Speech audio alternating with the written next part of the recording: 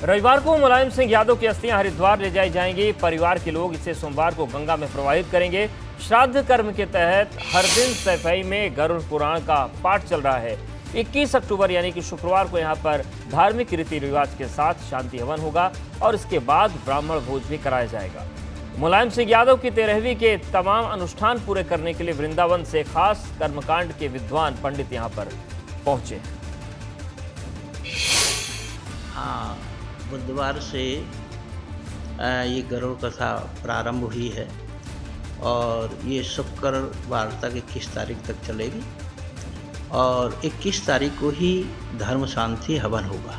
सारा ही परिवार मौजूद रहता है। शाम के वक्त ये गरुड़ कथा प्रारंभ होती है और 1-1.5 घंटे तक ये कथा श्रवण करते हैं और उसके बाद जो है क्या है आगे का कार्यक्रम चलता है। उनसे ये परिवार से ये मेरा विचार विमर्श हुआ है उनका कि 21 तारीख शुक्रवार को ये शांति हवन कराएंगे।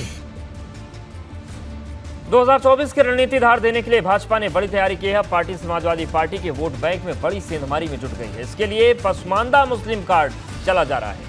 16 अक्टूबर को लखनऊ में भाजपा पिछड़े मुसलमानों का सम्मेलन कर अपना एजेंडा साफ करेगी और इसके लिए पार्टी के तमाम दिग्गज अभी से ही जुट गए हैं।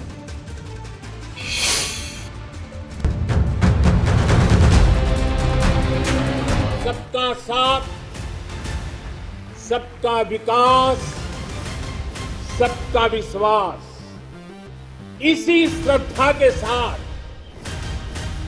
हम सब जुट चुके हैं। समाजवादी पार्टी की जमीन खिसकाने का भाजपा का मुस्लिम प्लान। अखिलेश के ओबीसी कार्ड के जवाब में भाजपा का पिछड़ा मुस्लिम कार्ड। 2024 के लोकसभा चुनाव की समाजवादी पार्टी की सियासी रणनीति पर भाजपा की सबसे बड़ी पॉलिटिकल स्ट्राइक की तैयारी है। भारतीय जनता पार्टी ने मुस्लिम आबादी में 75% से भी ज्यादा की हिस्सेदारी रखने वाले पसमानदा यानी पिछड़े मुसलमानों को अपने पाले में लाने के लिए हर वो दांव चलने की रणनीति बनाई है जिसे चला जा सकता है। इसके जरिए भाजपा ने समाजवादी पार्टी के मुस्लिम यादव समीकरण की जमीन हिलाने की तैयारी कर रखी है। ऐसी बिरादरी जैसे रायनी है, सलमानी है, गद्दी है, कुरैशी है, मलिक है, अंसारी है या सैफी हैं, बहुत सारी ऐसी बिरादरियां हैं। उनका एक सम्मेलन बुलाया गया है। इसमें मुख्य रूप से मोदी जी की जो पसमानदाओं के लिए एक सोच है उनको मुख्य धारा में लाना चाहते हैं।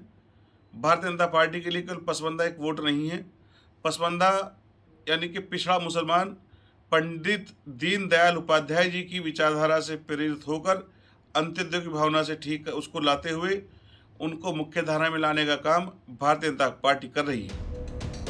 तारीख तय की गई है 16 अक्टूबर की, जगह लखनऊ, जहां भाजपा करेगी पसमानदा समाज से आने वाले बुद्धिजीवियों का सम्मेलन। इसमें ज्यादा से ज्यादा लोगों को जुटाकर भाजपा ये साबित करने की योजना में जुटी है कि मुस्लिम समाज उससे अछूता नहीं और हर तबके की तरह मुस्लिम समाज में भी उसकी पैठ पहले से काफी ज्यादा बढ़ी है। भाजपा महीनों से इस मिशन में जुटी हुई है। अब बीजेपी किसी जाति वर्ग विशेष समुदाय की पार्टी नहीं। अब कश्मीर से लेकर कन्याकुमारी तक और आपके गांधीनगर से लेकर शिलोंग तक सब जगह भाजपा का व्यापक जनाधार। भारतीय जनता पार्टी का स्वरूप सर्वव्यापी है, सर्वस्पर्शी है। पश्चिमी यूपी में इस बार पार्टी बड़ा दांव चलेगी। उसने 2019 के लोकसभा चुनाव से सबक लेते हुए ये प्लान तैयार किया है। मुस्लिम दबदबे वाली यूपी की कई लोकसभा सीटों पर 2019 में भाजपा हार गई थी। अब यहाँ जीत का परचम फहराने की तैयारी है। अब जरा उन मुस्लिम वोटरों के दबदबे वाली लोकसभा सीटों पर नजर डाल लें जहाँ 2019 के लोकसभा चुनाव में भाजपा की हार हुई थी। सहारनपुर, बिजनौर, नगीना, मुरादाबाद, संभल, रामपुर, अमरोहा, मैनपुरी, अंबेडकर नगर, आजमगढ़, गाजीपुर, घोसी, जौनपुर और लालगंज। इनमें से रामपुर और आजमगढ़ सीट पर हुए उपचुनाव में भाजपा ने जीत का परचम फहरा दिया। अब बाकी 12 सीटों पर भाजपा इस बार कमाल करना चाहती है।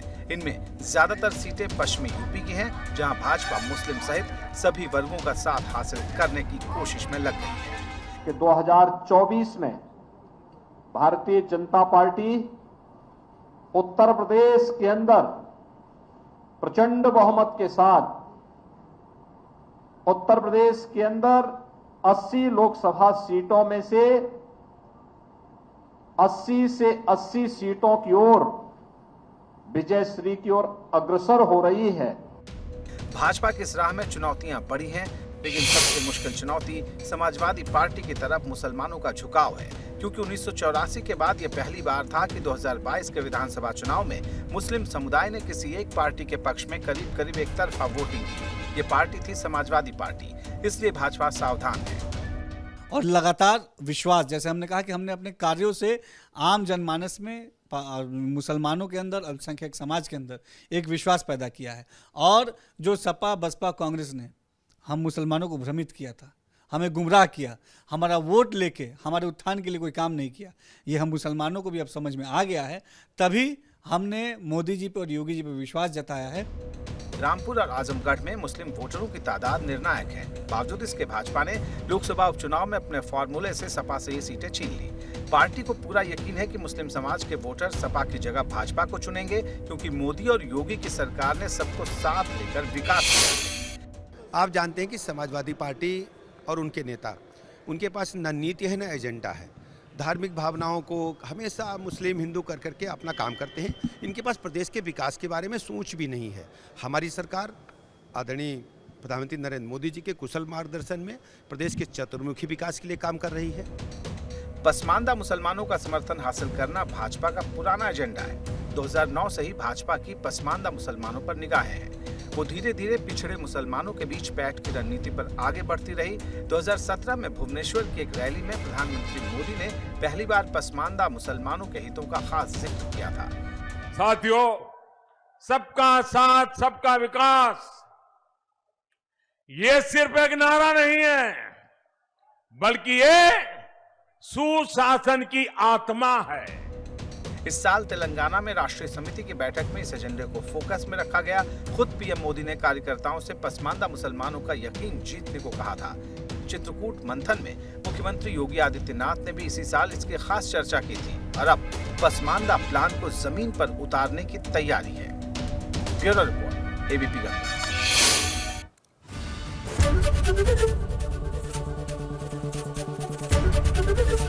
एबीपी गंगा, खबर आपकी, जुबान आपकी।